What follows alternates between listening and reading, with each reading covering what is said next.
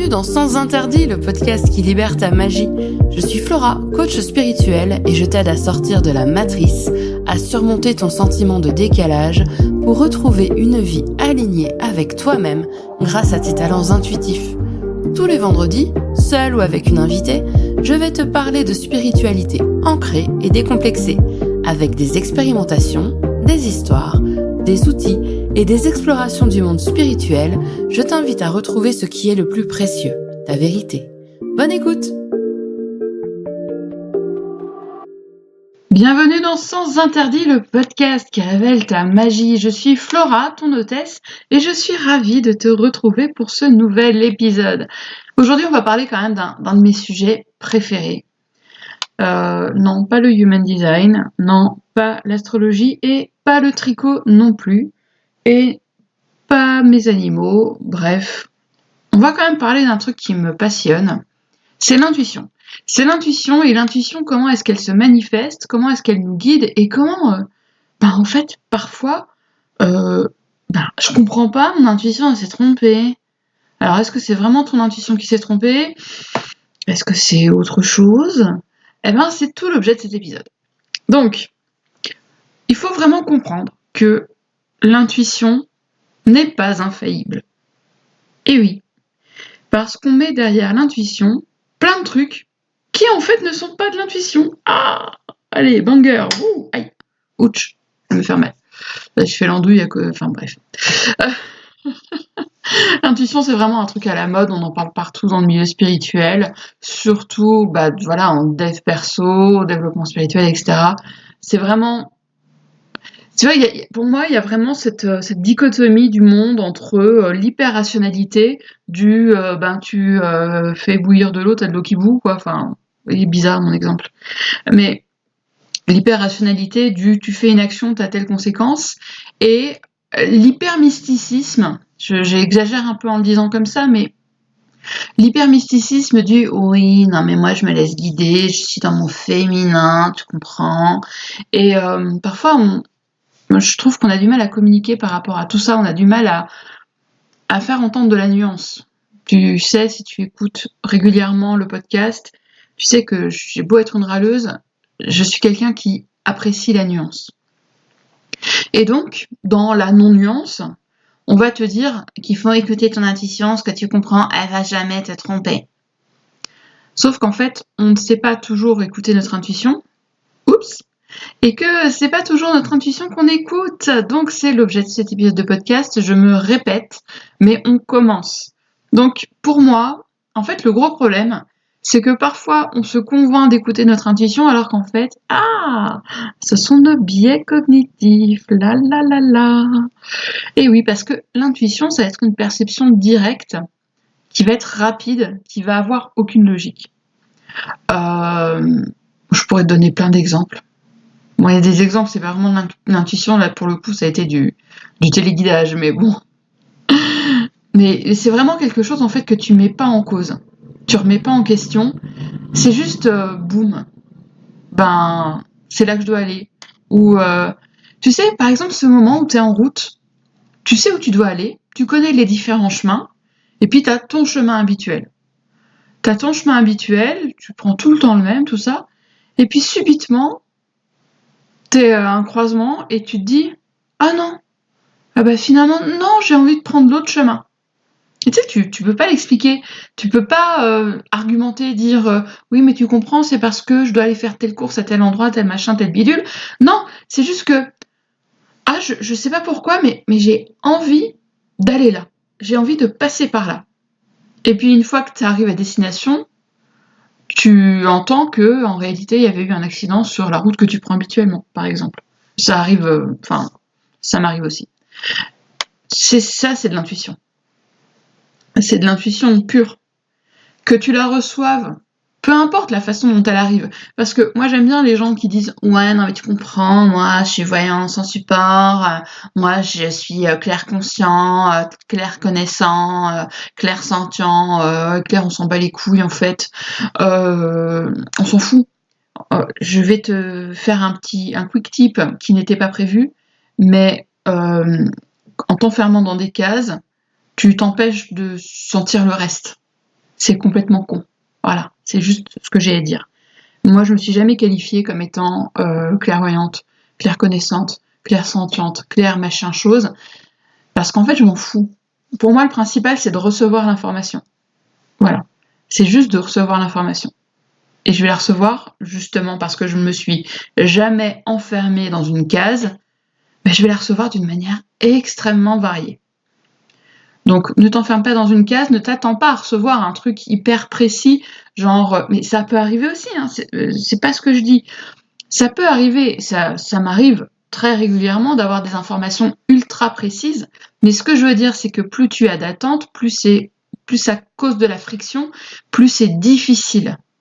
Donc, les attentes, on les dégage et on écoute ce qui vient.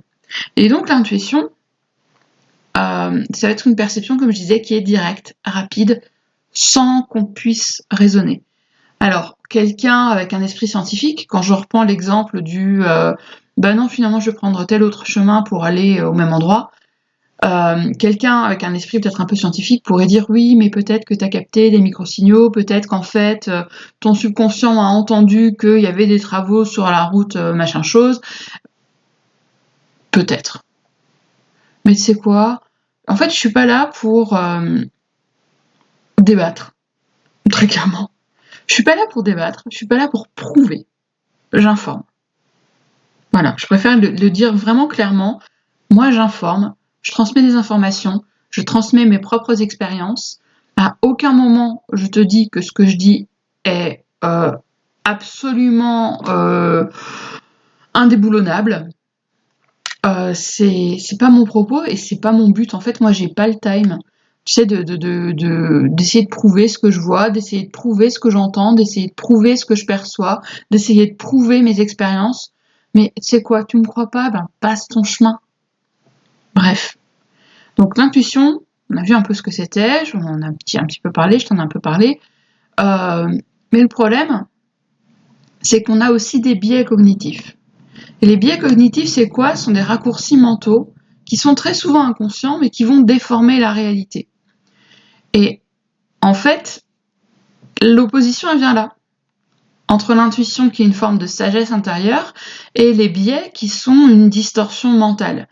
Donc, je vais te donner un exemple. Alors, c'est pas tout à fait un biais cognitif pour le coup, ça va être plus un conditionnement. Mais imaginons que tu as été élevé par des parents qui sont en permanence dans l'anxiété. Alors, je m'entends. Je parle pas de la vraie anxiété telle que je peux la vivre, mais qui sont tout le temps en train d'imaginer le pire, qui sont tout le temps ah là là, mais t'imagines, mais en fait, non, mais moi je veux pas que tu partes en voyage parce que t'imagines, ton avion a un accident et tu meurs.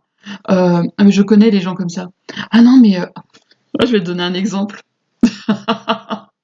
d'une meuf ultra méga négative qui était dans mon entourage quand j'étais mariée. On était en vacances avec son mari et elle, et mon mari et moi du coup, on était en vacances en Égypte, à côté de Hurghada. Alors je sais pas trop. Attends, on était à Hurghada ou on était à Sharm el-Sheikh, je sais plus. Non, on était à Hurghada. Enfin, dans le coin d'Hurghada, quoi. Donc le coin d'Hurghada, on est mer Rouge. On est au bord de la mer Rouge, dans une zone assez désertique. Et il fait très beau, en fait, tout le temps. C'est un peu pour ça que tu vas là-bas en vacances, en fait.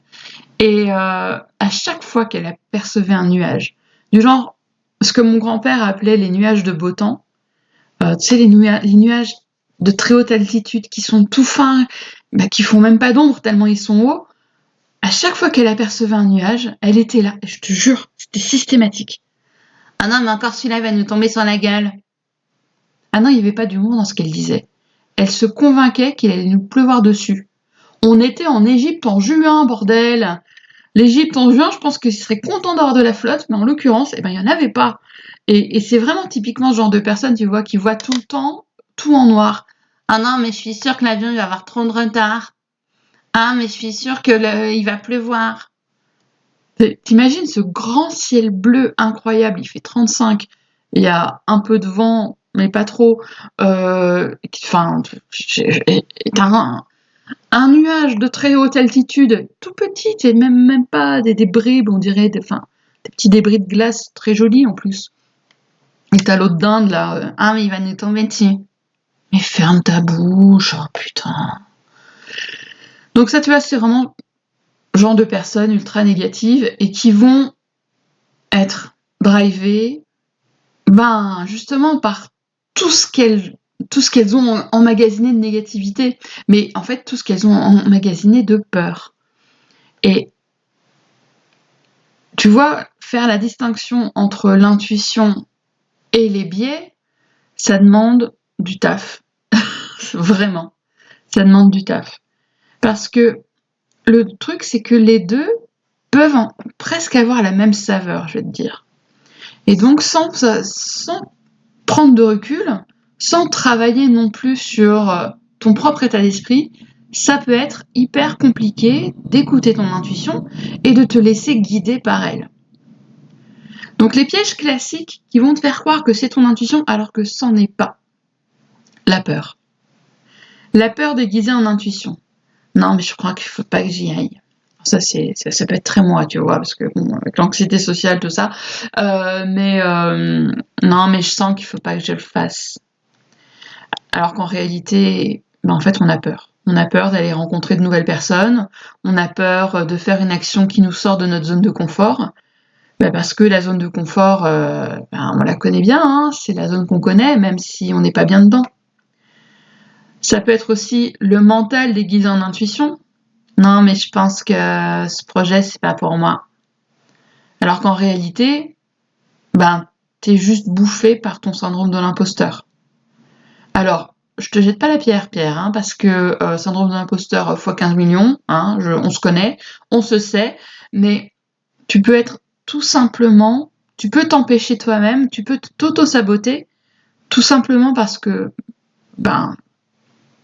t'as peur de pas être à la hauteur, alors que tu pourrais l'être, et que tu pourrais même être excellente. Il peut aussi y avoir les schémas répétitifs, genre tu as l'impression que ça va être toujours la même chose, mais du coup ça t'emmène toujours dans la même impasse.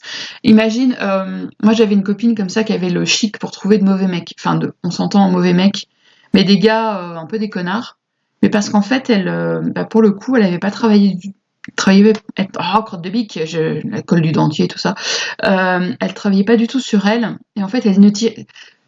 J'aime pas trop cette expression, travailler sur soi, mais ce que je veux dire, c'est que elle ne tirait pas de leçons de ses expériences précédentes. Et je trouve que, c'est dommage parce que pour le coup, elle a beaucoup perdu de temps avec des gros cons. Et elle se retrouvait tout le temps dans les mêmes schémas. Mais parce que, quelque part, comme elle n'avait pas appris à reconnaître les red flags pour elle, parce que le con pour une personne peut être un mec génial pour quelqu'un d'autre, hein, je veux dire, voilà. C'est très simple, mais c'est une question de perception au final. Et puis d'affinité, mais elle n'avait pas appris à prendre du recul sur ses relations précédentes et elle avait enchaîné. Oh, j'avais une copine aussi qui retournait tout le temps avec ses ex. Ouais, sans déconner. Moi, je vais te dire un truc. Hein. Ma maman avait raison. Ça va être un jeu à boire, ça, dans le podcast, quand je dis ma maman avait raison. Donc, maman avait raison. Maman, elle m'avait dit, grosse confidence. Quand j'avais 19 ans, j'étais très amoureuse d'un garçon. Et puis, il se trouve qu'à l'époque, j'étais traitée pour une tumeur et mon traitement était incroyablement fatigant. Et j'ai dû faire un choix. Tu vas me dire, pointant marteau la meuf. J'ai dû faire un choix, en fait, entre cutter mes partiels et continuer de téléphoner jusqu'à pas d'heure à mon amoureux, qui était à Paris alors que moi j'étais à Nancy. Et alors qu'en plus je m'endormais au téléphone, c'était un carnage, mais c'était un carnage. Mais parce que je faisais de l'hypersomnie à cause de mon traitement, entre autres. Et j'étais en mauvaise santé à cause du traitement. Je lui ai dit, super. Et du coup, j'ai fini par rompre. Après, plein de péripéties, mais je veux dire, c'est pas le sujet. J'ai fini par rompre, tout en me disant que, il faut qu'ils comprennent que là, j'ai besoin de temps, parce que mon temps est compté. Tu sais, quand t'as un temps d'éveil de moins de 6 heures sur 24 heures, qu'entre-temps tu vas en cours, tu vas à la salle de sport et que tu bosses, euh, et ben en fait, j'ai pas le temps de niaiser, j'avais pas le temps de niaiser, j'avais pas le temps d'appeler, parce que j'avais pas la capacité d'attention et j'avais pas l'énergie. Et du coup, j'avais rompu en me disant que ben, on reprendrait après les partiels. Mais si je lui avais dit ça, parce qu'on avait tenté le coup de la pause, si je lui avais dit ça, ben je savais qu'il allait continuer de m'envoyer des messages, enfin, entre guillemets, de m'embêter. Ça a été extrêmement dur parce que j'étais très amoureuse de lui. Et maman m'a dit, oh ma mère, bon, bref, hein, voilà, j'aime ma maman, mais des fois, c'est un peu raide. Donc ma mère m'a dit, de toute façon, ma chérie, en amour, le réchauffer, c'est pas bon. Bon, ben voilà. Du coup, ça a pas repris derrière parce que lui a merdé. Vraiment merdé très très fort. Et c'est pas genre il a merdé façon Friends, référence de vieille, je sais, façon Friends avec Ross et Rachel et mais on avait rompu. Non, c'est pas ça. Non, non. Il a merdé en termes de harcèlement en fait derrière. Harcèlement, chantage au suicide, tout ça. Donc là, pour moi, du coup, effectivement, on dit aussi, on remange pas son vomi. Euh, voilà, du coup, il était hors de question que je remange mon vomi. Pourquoi est-ce que j'ai parlé de ça? Mais pourquoi est-ce que j'ai parlé de ça? Je ne sais plus. J'ai perdu le fil de ce que je racontais. Mais pour le coup, effectivement, c'eût été une erreur parce que ce que je lui reprochais, c'était d'être trop envahissant. Et en rompant et en retournant vers lui, ça aurait été une erreur de toute façon. Voilà, tout simplement. Ça aurait été une grosse erreur parce que je pense qu'on était beaucoup trop jeunes, beaucoup trop immatures pour avoir la capacité de prendre du recul et de repartir sur un bon pied. Parce qu'évidemment, je ne dis pas que se séparer pour mieux se retrouver, c'est pas possible. Je dis pas ça du tout. Je dis juste qu'à 19 ans, on n'a pas nécessairement la capacité émotionnelle de le faire correctement. Voilà, c'est juste ça. Et sinon, le dernier truc, après les schémas répétitifs, je suis en train de... Non, sans déconner, je suis en train de penser à toutes mes copines qui ont enchaîné les mecs à la con, vraiment les mecs à la con. Ah non, mais là, je suis sûre, c'est le bon. Et en fait, à chaque fois, tu sais, c'est des clones. Ça, c'est du pur schéma répétitif. Surtout, alors là, écoute-moi bien, surtout quand il est question d'amour. Laisse-toi du temps. Même quand la relation se finit d'une manière plutôt calme, je pense qu'il faut passer un peu de temps seul. Il faut passer un peu de temps seul, il faut réapprendre à passer du temps avec soi et faire un petit bilan, prendre un peu de recul et se dire ben où est-ce que moi j'ai merdé. Parce que c'est pas la faute que de l'autre. Très honnêtement, moi je parle régulièrement de mon mariage, du fait que mon mari m'a fait énormément de mal, mais pour autant, j'ai mes parts de responsabilité aussi. Évidemment, c'est plus simple de dire que c'était lui qui était méchant, mais moi j'ai déjà fait mon bilan antérieur. Je sais où je suis responsable. Je sais dans quelle mesure je suis responsable. Je sais pourquoi j'ai pas pu réagir de la manière la plus. C'est pas intelligente le terme, mais de la manière la plus. Enfin, pourquoi je me suis pas protégée moi? Je le sais tout ça. Je le sais, j'ai pas envie d'en parler, c'est pas le moment, mais je le sais. Donc, même si je parle souvent de mon mari en disant qu'il a été méchant avec moi, enfin, je grossis le trait, hein. Il l'a été, véritablement, il l'a été. Mais j'ai mes responsabilités aussi. Bref. Et entre nous, passer du temps seul m'a fait un bien immense. Enfin bon. Le dernier piège, c'est l'intuition projetée. C'est... comment expliquer ça? C'est que tu as l'impression que tu captes un truc. En fait, c'est une illusion. Très clairement, c'est une illusion. Tu as l'impression que tu es en train de capter quelque chose, mais en fait, tu l'interprètes de travers. Et du coup, eh ben, tu te plantes. Et j'ai un pote, il est comme ça. Je l'aime beaucoup, hein.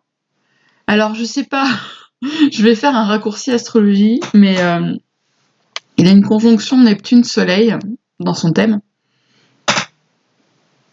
Et du coup, Neptune-Soleil, ça peut ouvrir plein de choses magnifiques, hein. Mais après, ça va un peu ce que toi, tu vas faire avec ces ingrédients-là. Pardon. Ça va être un petit peu comment toi, tu vas gérer ces énergies-là. Parce que, mettons, je vais repartir sur de la bouffe. Vas-y, type sacral en force. Je vais repartir sur de la bouffe, mais imaginons, tu donnes à 2 personnes les mêmes ingrédients. J'en sais rien, moi, de la farine, du beurre, des œufs, du sucre et des pommes. Eh ben, t'en as peut-être une des 2 personnes qui va te faire un crumble et l'autre qui va faire un chausson aux pommes. Voilà. Et ce sont les mêmes ingrédients et c'est pas la même recette. Et c'est pas le même résultat. Du coup, mon pote avec son soleil conjoint à Neptune là, ah puis alors, c'est conjonction au degré, hein, vraiment pile poil. Ben lui, il est dans le côté un peu négatif, un peu lourd de Neptune, dans ce côté où il est tout le temps bercé d'illusions. Il se berce tout seul d'illusions. Parfois, je pense qu'il se berce un peu trop près du mur. Ouais, je sais, je suis langue de pute, mais non, mais il se berce d'illusions. Et alors, il trouve toujours les grands plans. Ouais, mais là, je suis sûre que ça va marcher. J'ai l'intuition qui me dit que ça va marcher. Et non, en fait, il se berce d'illusions. Et est-ce que c'est la faute de Soleil-Neptune? Pas que, mais je pense qu'il y a un petit peu de ça quand même. Et donc ça, concrètement, c'est vraiment de l'intuition projetée. C'est un peu...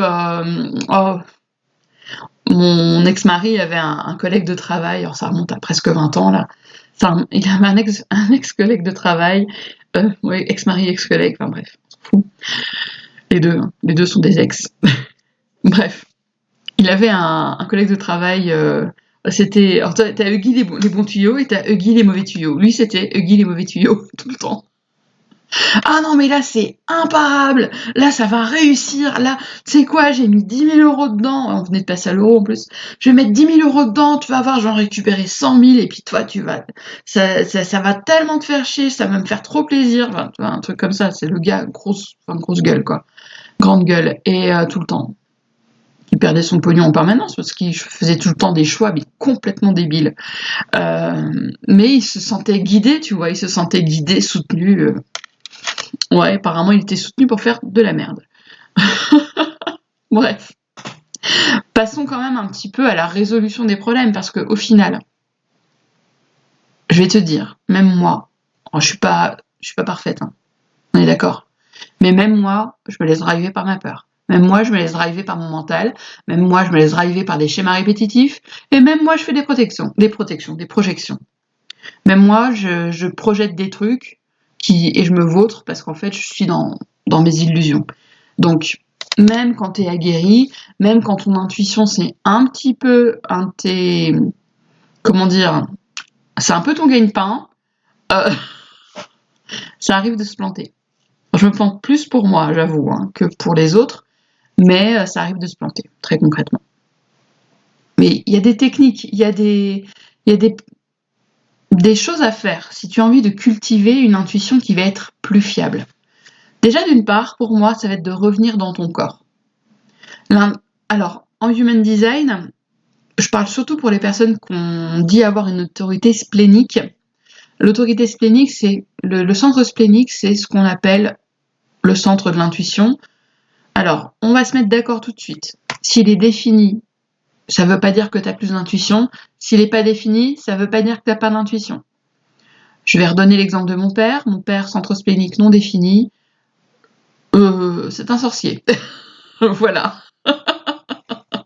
Il a toujours les infos. Il sait toujours. Il est incroyable.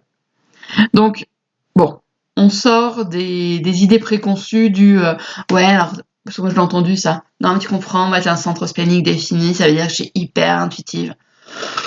Pas forcément. Détends-toi Jacqueline, c'est bon. Non, pas forcément. On se détend un peu la nouille là-dessus. C'est à nuancer. Néanmoins, l'autorité splénique, en Human Design, C'est une autorité, c'est une autorité que peuvent avoir les manifestors et les projectors, à condition évidemment que le centre des émotions ne soit pas défini, et évidemment pas le centre sacral, parce que sinon ce ne serait pas des manifestors ou des projecteurs, on est d'accord là-dessus. Le centre splénique, l'autorité splénique, c'est ce qu'on appelle l'autorité de l'intuition. Et en HD, souvent, j'ai pu lire pas mal de choses de Raoult qui expliquent que l'autorité splénique, c'est une autorité de l'instant. Tu le sais, c'est oui, c'est non. Or, ça, je le dis d'une manière très sacrale pour le coup. C'est oui, c'est non, c'est j'y vais pas. Mais surtout, c'est que c'est très subtil.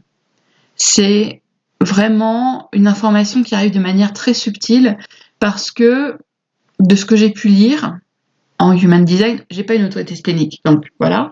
Mais de ce que j'ai pu lire, en fait, le souci, c'est que notre centre splénique, notre intuition, va avoir une voix qui va moins porter que tous nos conditionnements et toutes nos peurs. Donc c'est pour ça qu'il faut vraiment apprendre à se tuner à son intuition. Néanmoins, revenir dans son corps, ça veut dire quoi? Ça veut dire comment je me sens dans mon corps, tout simplement. Comment je me sens dans mon corps à cette idée, avec ce nouveau projet? Est-ce que, par exemple, ce projet où j'ai dit non, mais je pense que c'est pas pour moi. Et est-ce qu'à l'intérieur de moi, je sens ces petites étincelles là oh, quand même, j'aimerais tellement. Oh, ça me ferait tellement kiffer. Et puis quand même, t'as cette voix plus forte qui est là et qui te dit non, mais c'est pas pour moi. Ça, c'est le mental fait pia pia pia. C'est les peurs, elles font pia pia pia avec le mental et ça fait un gros bordel dans ta tête. Alors qu'à l'intérieur de toi, tu vois, si tu sondes un peu, si tu te projettes, si tu fais un peu de visualisation, tu te dis alors, partons sur une ligne de temps où je me suis lancée dans ce projet-là. Comment je me sens? Comment ça se passe? Et tu le fais d'une manière, j'ai envie de dire, innocente dans le sens où tu essayes de mettre de côté justement tes peurs, tes conditionnements, etc. Et juste tu te laisses porter par le projet. Est-ce que en fait c'était vraiment une mauvaise idée de le faire et puis c'est une cata et puis ou est-ce que je sens que je m'épanouis, je suis dans ma zone, je suis dans mon truc, là je suis en train de faire quelque chose qui me porte. C'était dur mais je s'en fous parce que je kiffe. Tu vois, tu peux faire ce genre d'exercice là. Mais même tout simplement en quelques secondes, ça demande un peu d'exercice, ça demande un peu de travail. Mais en quelques secondes, juste scanner dans ton corps et te dire est-ce que je me sens nouée? Est-ce que je me. Par exemple, on t'invite à une soirée. On t'invite à une soirée et puis tu sais pas qui va y avoir. On enlève toutes les notions d'anxiété sociale, etc. T'es quelqu'un de tout à fait sociable et enjoué. Tu sais pas qui va y avoir. Et puis là, tu te dis, qu'est-ce que me dit mon intuition? Et ton intuition, imagine, elle te dit, non, mauvaise idée.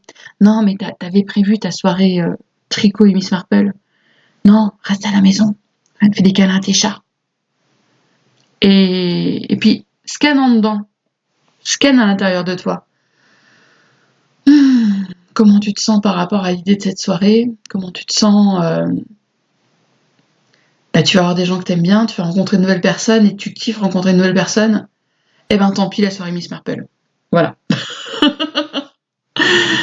Donc, vraiment, pour moi, revenir dans ton corps, essayer de trouver les petits sparks intérieurs, les petites étincelles, les petites choses comme ça qui sont en toi et qui osent pas forcément s'exprimer parce que il y a déjà tout le brouhaha du mental, des peurs, des biais, de tout. Essaye de voir si tu as ces petites étincelles en toi et si elles sont là, nourris-les. Je peux te conseiller également de prendre du recul. Pour moi, déjà, la prise de recul commence par la connexion au corps. Donc, juste une chose, quick tip, si c'est urgent, Si c'est urgent, c'est rarement l'intuition, tout simplement. C'est plus généralement une réaction. Les réactions, c'est pas souvent de l'intuition. Donc, voilà, je vais en revenir aussi à cette idée en t'observant toi, mais là, pareil, on est toujours dans le corps. Si tu suis ton intuition, est-ce que ça te fait te sentir t'ouvrir ou est-ce que ça te... Moi, j'aime bien ce terme de constriction. Tu sais, on pense au boa constrictor, le boa qui t'étouffe. Ben moi, très clairement, je reviens au corps. Comment je me sens? Est-ce que je sens que ma cage thoracique s'ouvre? Alors, c'est comme ça que ça se passe dans mon corps, ça se passera pas forcément comme ça dans le tien. Mais je te donne des exemples. Moi, je sens que quand je suis quelque chose, quand je fais quelque chose qui est bon pour moi, je me sens m'ouvrir, je me sens me redresser, j'ai l'impression d'avoir ma colonne vertébrale qui s'aligne. Là, tu vois, et quand c'est quelque chose que j'ai l'impression d'avoir envie de faire, mais que j'ai l'impression d'étouffer, que je me sens toute resserrée, que je sens qu'il n'y a pas assez de place dans mon corps et tout ça, tu vois, c'est pas tout à fait la même ambiance. C'est un peu deux salles, deux ambiances. Eh ben, il faut toujours préférer l'ambiance de l'expansion, l'ambiance de l'ouverture de la cage thoracique, si tu veux. Ce qui est intéressant aussi, mais j'en ai déjà parlé très subrepticement, ça va être de mieux te connaître un petit peu tes roadmaps que tu peux avoir, par exemple, avec l'astrologie, avec le human design. Je vais pas parler de numérologie parce que j'y connais rien du tout. Les Gene Keys aussi peuvent t'aider là-dessus, même si je connais un peu, mais pas trop. J'avance pas trop dans ma formation. Vilaine petite fille. Mais tu vois, je te donne l'exemple de mon pote qui a cette fameuse conjonction Soleil-Neptune. Ça veut dire que le Soleil et Neptune sont pile poil au même endroit sur sa carte zodiacale, sa carte du ciel. Je veux dire sa carte du Soleil, non, sa carte du ciel. Pile poil, même signe, même degré. Et je te donnais cet exemple-là, tout en précisant que ça ne veut pas forcément dire ça d'avoir une conjonction Soleil-Neptune, on est bien d'accord, mais que chez lui, il l'exprime en mode roi de l'illusion. Enfin, roi de l'auto-illusion, quoi. Hein, voilà, il s'illusionne tout seul. Donc c'est vraiment dans ce sens-là que j'en parlais.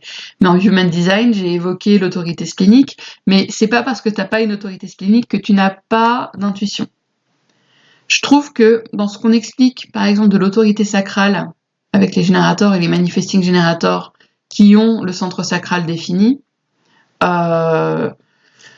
pour moi, on est vraiment quand même dans un côté très intuitif, mais qui est très très corporel. Qui est vraiment très corporel. En anglais, on parle du gut feeling, donc le ressenti de tes tripes. Moi, c'est pas uniquement dans les intestins que ça se passe. C'est dans tout mon corps, mais c'est une habitude. Mais tu vois, je suis en train de penser à ma nièce qui est je dis des bêtises. Ma nièce qui est manifestor ego projeté. Donc, il y a le centre de l'ego relié directement à la gorge, et c'est tout. Alors, ok, elle a pas encore 6 ans. Elle va bientôt les avoir. Oh.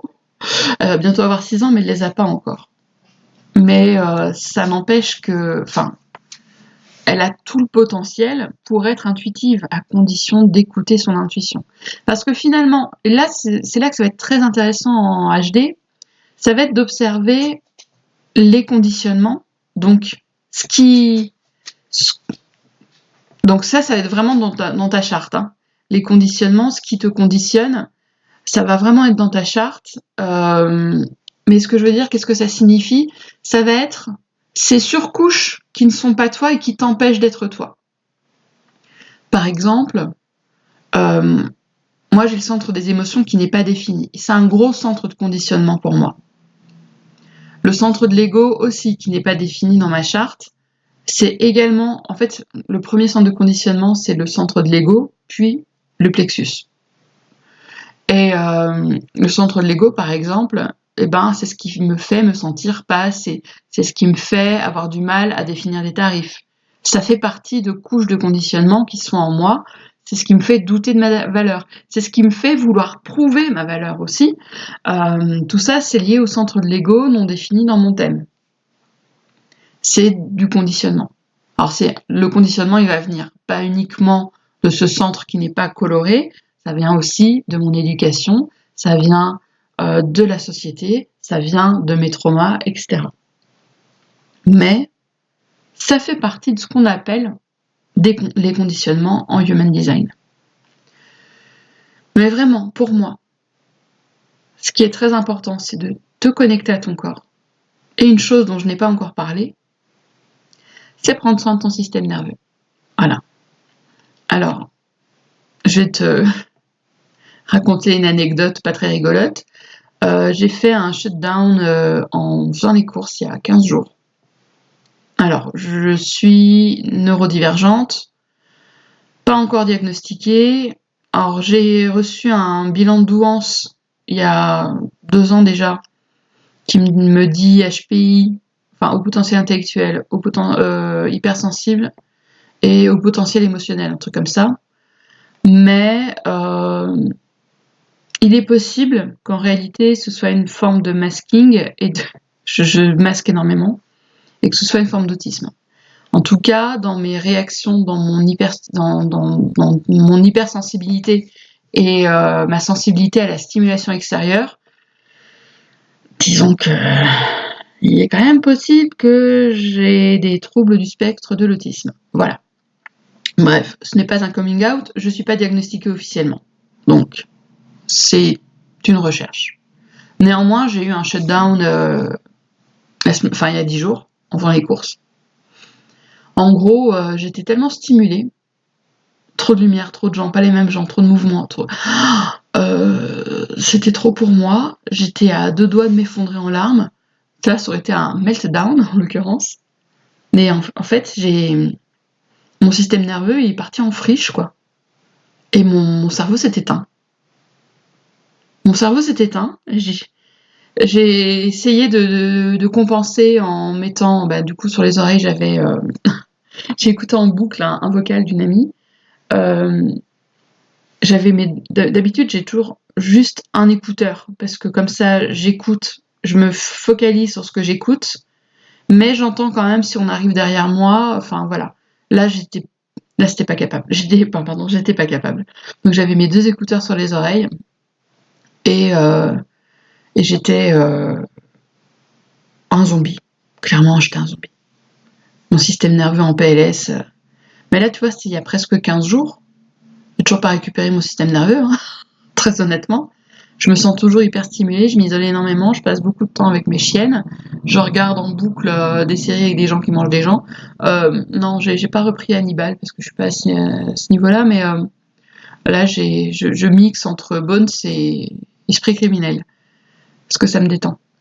Euh, ça me détend, c'est foutraque, ça me détend. Mais j'ai toujours pas récupéré mon système nerveux. Alors, j'ai recommencé à faire de la musique. Je fais de l'EFT, tout ça. Mais je sais bien que pour être efficace, je parle en tant que professionnel. En tant que professionnel, en termes de voyance, de guidance, de channeling, etc. Pour être en capacité de le faire, j'ai pas d'autre choix que de prendre soin de mon système nerveux. Voilà. Donc j'ai mes pratiques. J'ai mes pratiques, je fais mes tests, mais j'ai mes pratiques. Et surtout, je prends soin de moi. Je prends vraiment soin de moi. Je dis non quand c'est non. Je dis non même si ça fait chier les autres. Voilà, en fait, c'est pas pour les emmerder, c'est juste parce que là, c'est de la survie pour moi. Donc prendre soin de son système nerveux, c'est justement sortir de cette idée de survie. Alors évidemment, quand tu es une personne neurodivergente, le système nerveux peut avoir un fonctionnement qui va être peut-être encore plus intense. Enfin, les conséquences de pas en prendre soin vont être probablement beaucoup plus intenses que si tu es une personne neurotypique. C'est ok d'être neurotypique, hein. Franchement, peut-être que je pense que j'aurais bien voulu. Mais en l'occurrence, je le suis pas. Mais voilà. Donc prendre soin de son système nerveux, c'est important parce que quand notre système nerveux il part en friche, on va être en mode survie. Quand on est en mode survie, on va être drivé par nos peurs, très clairement. Notre instinct, il est plus là, il veut juste vivre. Donc, si ton système nerveux est en friche, tu ne peux pas écouter proprement, convenablement ton intuition, tu ne peux pas la laisser s'exprimer. Donc tu vois, si je devais faire un wrap it all, c'est ton intuition, c'est un trésor, mais elle n'est pas toujours juste. C'est pas elle qui n'est pas juste, c'est toi qui l'écoutes pas bien, qui n'écoute pas les bonnes personnes. Donc, apprendre à l'écouter, c'est surtout apprendre à sortir de tes peurs, à sortir de ton mental et à revenir en toi. Et pour ce faire, je t'ai donné plusieurs astuces, beaucoup de reconnexion au corps. Tu peux également, tiens d'ailleurs, j'ai mon script sous les yeux, mais j'ai oublié d'en parler. N'hésite pas à poser tes idées sur papier, à faire du journaling. Voilà. Parce que ça aussi, ça peut aider. Te connaître mieux grâce au Human Design, à l'astrologie, au Gene Keys, à la numérologie, etc. C'est super intéressant. Mais le système nerveux, c'est souverain.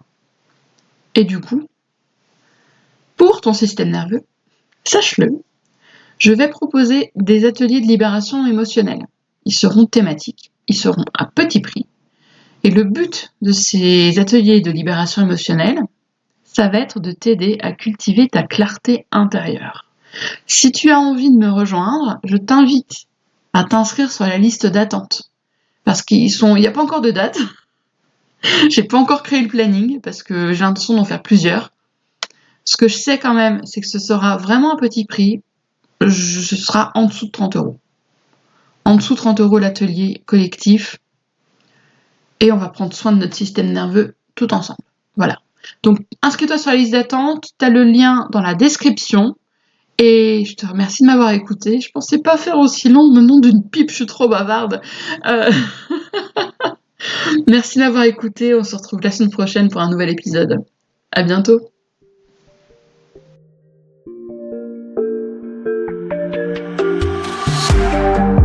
Merci pour ton écoute. J'espère que cet épisode t'a plu. Je t'invite à le partager avec une personne qui peut en avoir besoin et à me laisser un commentaire.